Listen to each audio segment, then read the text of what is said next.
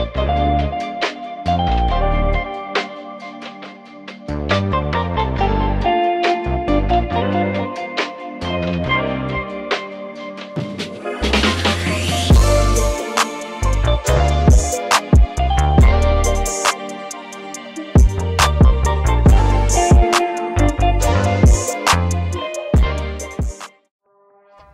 everyone, welcome to another edition of Power Core Productions and Podcastings.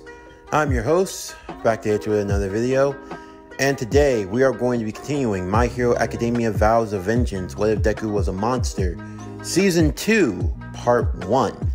I hope you are excited. The new OP for Season 2 just came out, and you're going to be getting the Part 1 of Season 2 today. So what I've decided to do with this series is that I'm going to give it a little bit more time.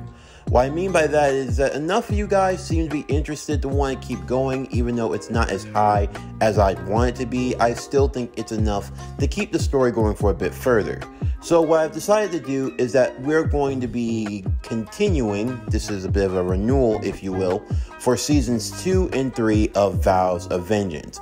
Since I think Season 3 will be a good place to do a little bit of a mid-credit, if you will, in a sort of a way that when animes typically don't know if they're getting a renewal or not, they'll leave the ending to a particular part open-ended so that if the series ends there, then it ends there. But if they want to come back later and do it, then that's what they'll do. So that's what we're going to do with this series going forward. Season 3, for the most part, will be where we ultimately decide if we keep this thing going or if it just comes to an end. But in either case, I'll try to make it so that if Season 3 is the end, the ending will have a satisfying conclusion.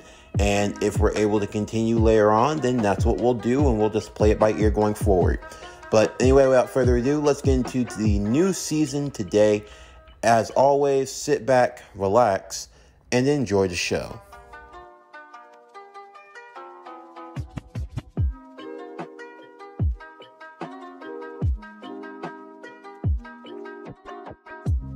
The audience watched in bated breath, the students readying themselves as the first event of the sports festival was about to begin. Among those in the audience were Izuku's mother and Claire's guardian, as well as All Might.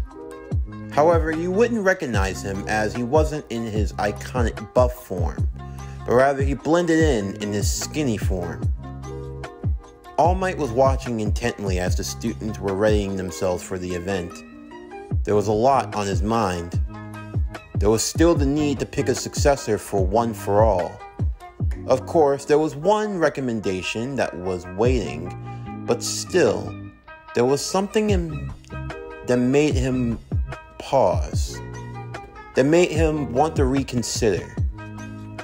There were the students of Class 1A, the boys Shoto Todoroki, Katsuki Bakugo, Izuku Midoriya, Claire Aiji, all of whom showed great promise. But for some reason, his thoughts kept coming back to Claire. He still couldn't get the image of her face out of his mind, because it felt like it was a face he had seen before. It was something familiar, something warm and inviting. It reminded him of his master. But there was no way. And yet even still, that shiver still ran down his spine. He remembered the day he lost her, the day that she died. He had never heard of her having any more family. At least, she never spoke to him about it. But yet, why did it feel as though he were watching the spitting image of her in that moment? At the very least, he just had to be sure. He wanted to see if there was anyone in this class who could potentially be worthy of being his successor. President Mike, along with Mr. Aizawa, would be on commentary, as the marker would be set and the students would race through the track around the stadium. Immediately taking the lead would be Shoto Todoroki, Katsuki Bakugo, and Izuku Midoriya. For Mr. Aizawa, he wasn't particularly shocked by this outcome. seeing as how of all of the students in Class 1A, they were the three that in terms of raw power had the most potential and the most to gain. Izuku transforming into his monstrous state, breathing out breath of flame as he burnt through the various robots that were sent to be a deterrent for the students, slowing and impeding their movement. Of course, Todoroki had already taken the pleasure of doing that as he froze over the entire entryway before getting a head start himself. Although Bakugo and Izuku were definitely close behind, each three getting a chance to show off their strengths in various form. Bakugo flying through the air with his explosions, making short work of the robots he came into contact with by blowing their heads off. Todoroki, he glided effortlessly on the ice as he froze over a track and froze the robots in place, causing them to stand still and tumble over as their circuits had been completely slowed. As for Izuku, he ran like a beast, like a feral creature, something entirely different in his own right. As he continued moving, he would punch and tear and rip through the robotic beings in front of him, reducing them to nothing but spare parts. Claire would be moving through the obstacle course at her own pace. Of course, she could have enhanced herself with the speed talisman, and probably could have catched up to the top three runners, although that would have used up all the talismans that she would have had at any given time, since her limit was only being able to use up to 5 at once, and each one's effects lasting for roughly 5 minutes. She would have to wait until the timer ran out to use another one. But all the same, she increased her speed by 2 and her overall durability, while using 2 flame talismans to blast away at the robots before her. She also indirectly ended up helping others. It wasn't that she didn't mind, although it wasn't really her first priority. All the same, the students were able to perform at their own rate, each showing off their own skills, their quirks, and their unique abilities. However, the main focus came down to the top 3 racers, Izuku, Bakugo, and Todoroki. It was a 3-way deadlock between them, each one trying to gain the advantage over the other, as they reached the final leg of the race, that being the minefield. This was where Izuku's power would come into play, his keen sense of smell allowing him to sense where places within the earth had been dug up. His overall senses allowed him to dodge the landmines with ease. However, for Todoroki and Bakugo, they had some issue, but they were able to work around it. Bakugo simply flew overhead using his explosions to propel him, while Todoroki created a layer of ice over the earth, thus not affecting it and triggering the landmines. With Izuku's advantage seemingly taken from him, he would have no choice but to try to play to his own strengths. Once he was able to clear ahead at the last moment, Izuku would collect a series of rocks within the ground. Once he had a handful, he would quickly turn back around, taking the rocks and shoving them into his mouth, before spitting them out like a Gatling gun. Of course, the 2 chasers thought that he was aiming for them, but rather, he was aiming for the landmines in the ground, causing massive explosion and holding the 2 of them back, long enough for him to assert his dominance in first place. However, this dominance wouldn't last too much longer, as both Bakugo and Todoroki would be fast on his tail. Todoroki reaching out and using ice to try and slow Izuku down by icing his left leg, causing him to tumble over, as he was forced to slam his leg onto the ground to break free of the ice, with now Bakugo and Todoroki finally catching up with them. The 3 had now finally been in first. Bakugo would use explosions trying to take the 2 of them out. Todoroki tried to freeze them over with ice. Izuku tried to use his monstrous strength as well as his bellowing, flaming breath to try to blow the two of them out of the competition. They entered into a three-way fighting of sorts as they still barreled towards the entranceway and towards the finish line. At the last moment, all three would attempt to reach out all at once. Todoroki with his hand of ice, Bakugo shooting himself with explosion, and Izuku reaching out his monstrous arm. All three of them would be outstretched at the same time, and it would seemingly be a photo finish as they all went barreling towards the entranceway. The crowd would roar and cheer in approval for what they had seen, for they had not taken into account that these students could have this much power and potential. The boy with the ice quirk, the boy with the explosion quirk, and the boy with what many were calling the monster quirk.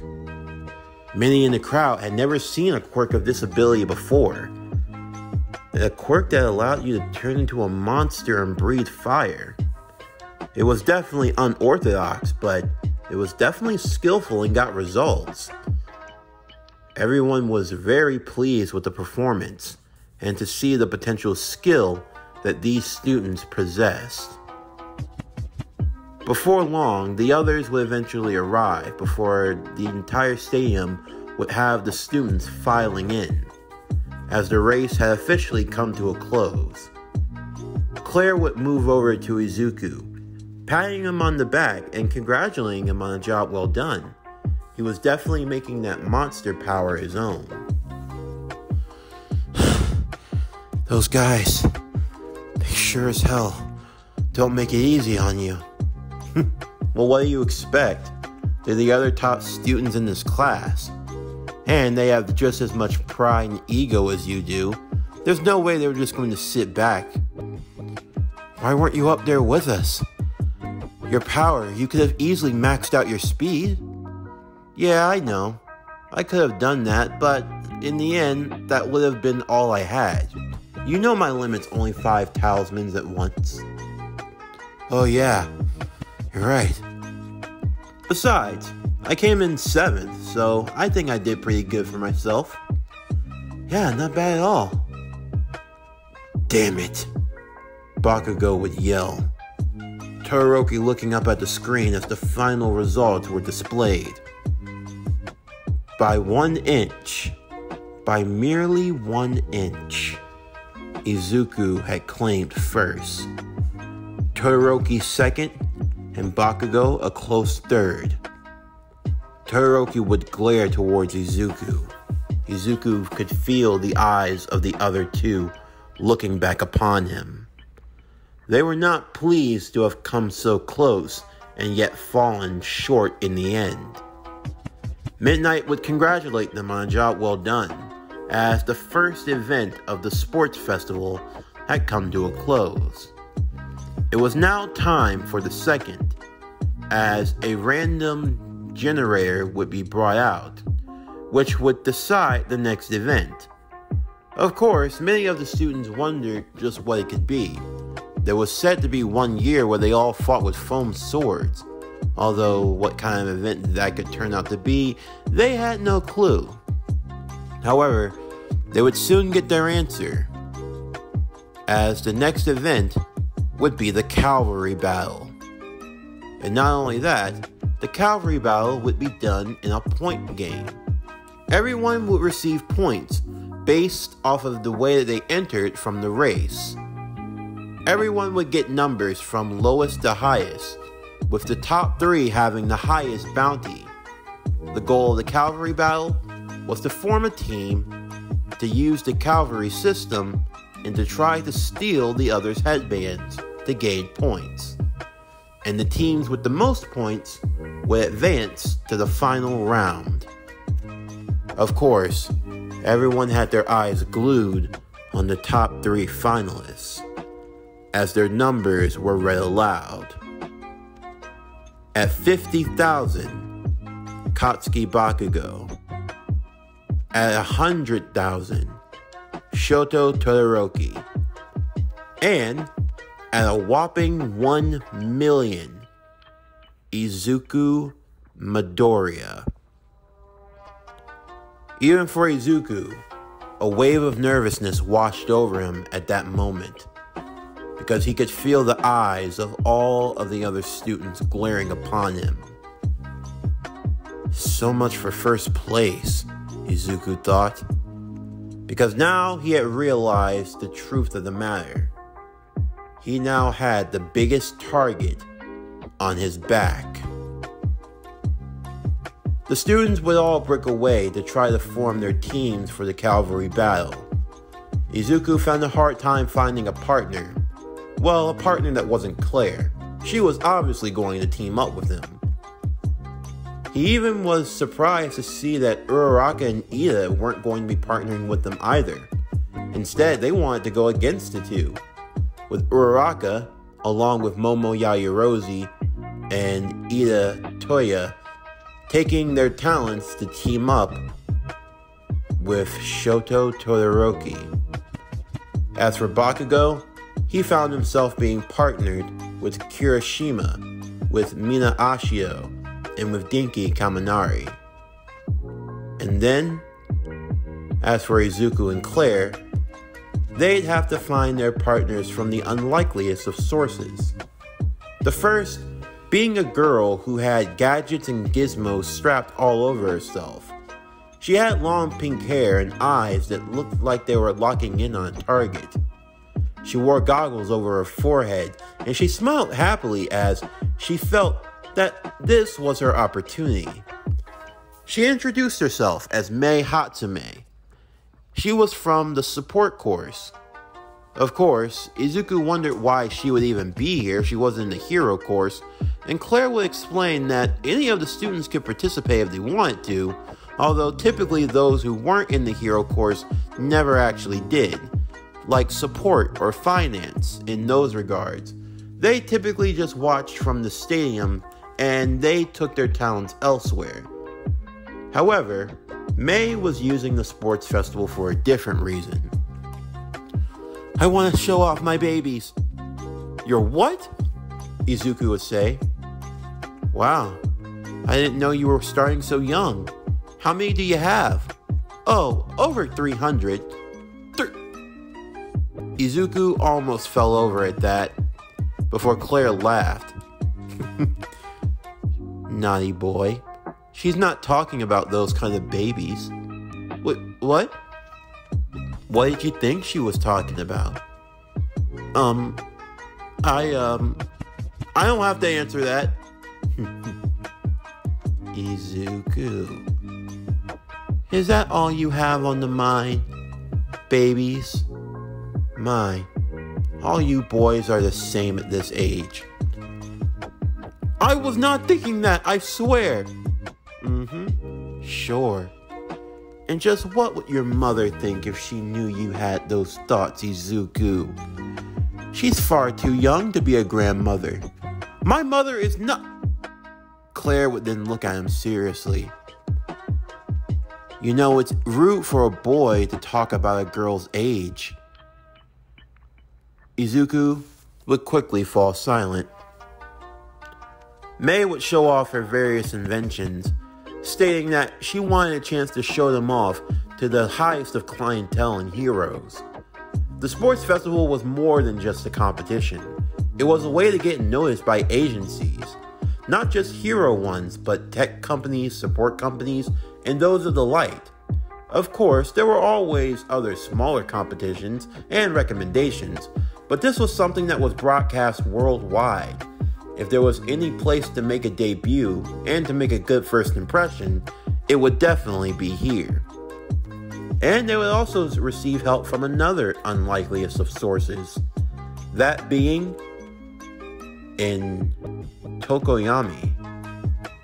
Of course, the bird-haired student was sort of unorthodox in his quirk, that being Dark Shadow, a sentient quirk, a dark amalgamation that was joined to his body.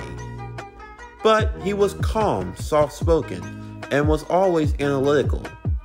He wanted to join them because he saw great potential in them and believed that they all together could complement one another and they could gain victory. Izuku wasn't going to turn down the help he was getting, and judging from everyone that had come together, he believed that they stood a good chance of winning this competition. Of course, as the other teams were readying themselves, he could tell that this was not going to be easy. But, at the very least, there was one other person who was making a target for himself. A rather loudmouthed boy. A boy named Monoma from Class 1B. He was someone who thought very highly of himself. And it didn't help that his big mouth was tending to get his team into more trouble than it was worth. Izuku could only hope that he kept talking so much that no one would keep their eyes on him. As his team would ready themselves into position though, Izuku decided to change the plan. Instead of being the rider would be Claire. Izuku, using his strength, would carry from the front, with both Tokoyami as well as Mei holding up the sides, while Claire sat on top. Izuku didn't even have to look to see who was eyeing him. He could feel the intensity. Bakugo was at the ready, and so was Todoroki.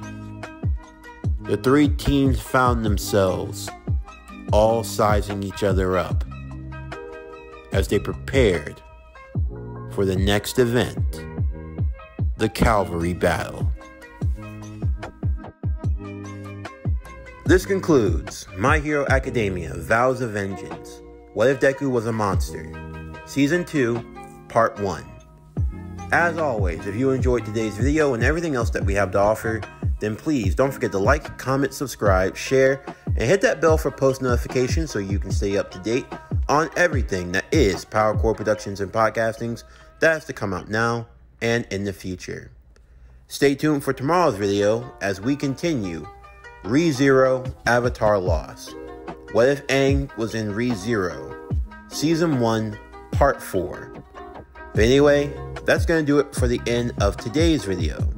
I'm Javon Harrington with PowerCore Productions and Podcastings. Signing off, and I'll see you next time.